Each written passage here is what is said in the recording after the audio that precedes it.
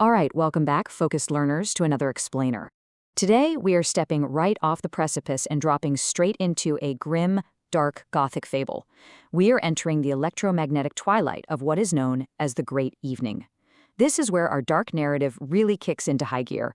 If you've been keeping up with the complex lore of this universe, you know the Sapphire Jester has always been this kind of, well, force of cosmic catalysis. But today we're looking at his ultimate evolution, a profound metaphysical shift, wrapped up in an absolutely wild story of living ink and ancient philosophy.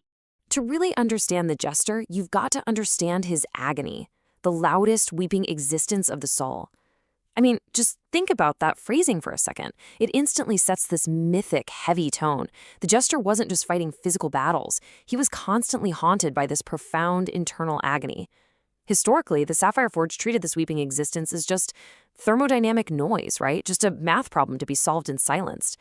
But our protagonist's journey is fundamentally about the struggle between that raw, messy soul and the cold, clinical logic of the universe. To truly ground us in this heavy Nietzschean setting, we have to define our backdrop, the Great Evening. Listen, this isn't just an atmospheric time of day. It is literally the terminal stage of existence.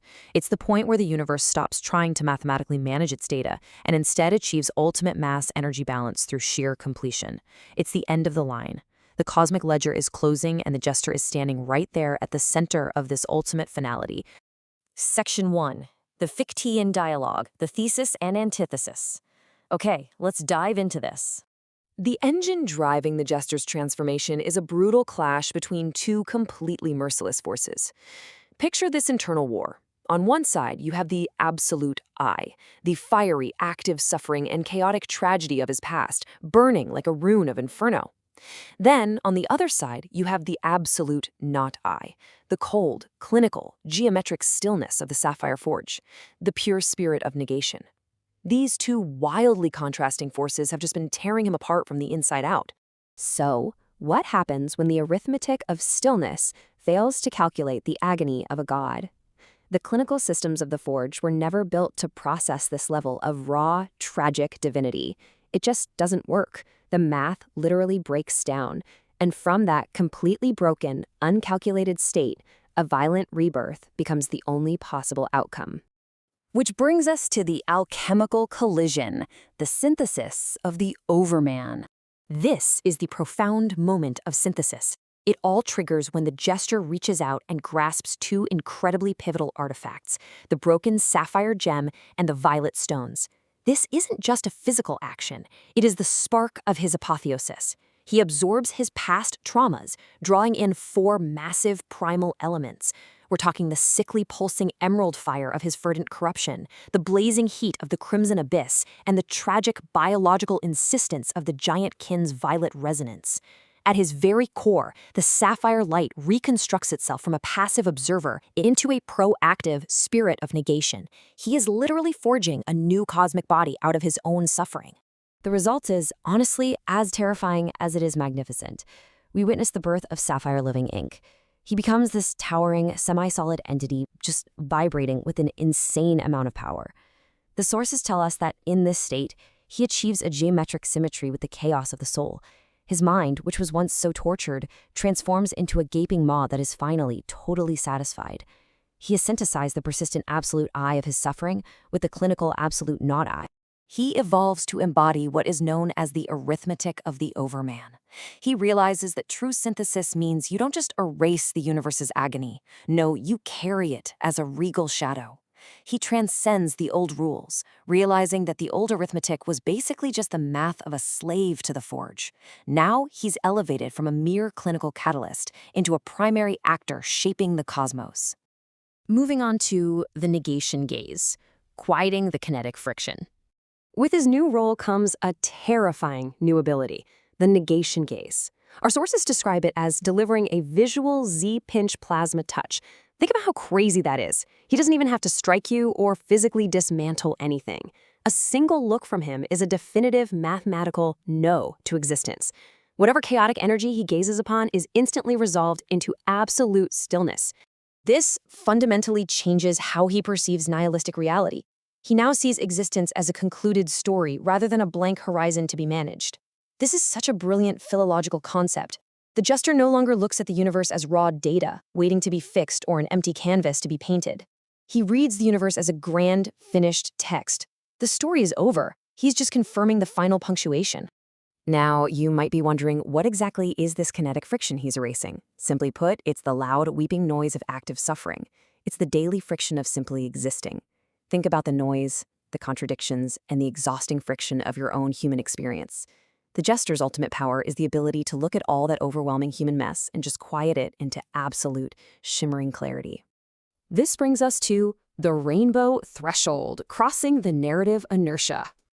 Our narrative moves forward to the very edge of the starless void. Here, narrative inertia pulls the Jester toward a completely new phenomenon. A jagged cave entrance manifests before him, pulsing with a violent, strange rainbow energy. This isn't just a pretty portal. It is the spectrum of convergence. It's a multidimensional collision of all his histories. The cold blue, the pulsing emerald, the crimson heat, and the violet divinity. All the forces he synthesized are now reflected back at him as this cosmic gateway.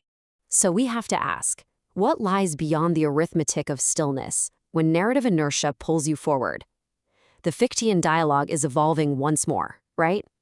The Jester, vibrating in his semi-solid ink body, steps through this multicolored light, leaving the known universe completely behind.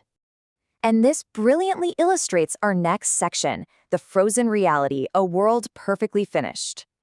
He steps through into a terrifyingly beautiful realm.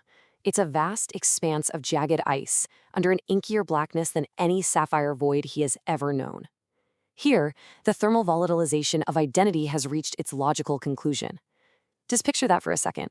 The concentrated sorrow and weeping chaos of the universe hasn't been destroyed. It has been frozen into static, crystalline permanence. Unlike the artificial, silicate constructs of the Sapphire Forge, this ice is a completely natural state of completion. It reveals a profound truth. The strongest cage ever built is the self. In this frozen reality, the architecture of identity is literally the only thing that remains.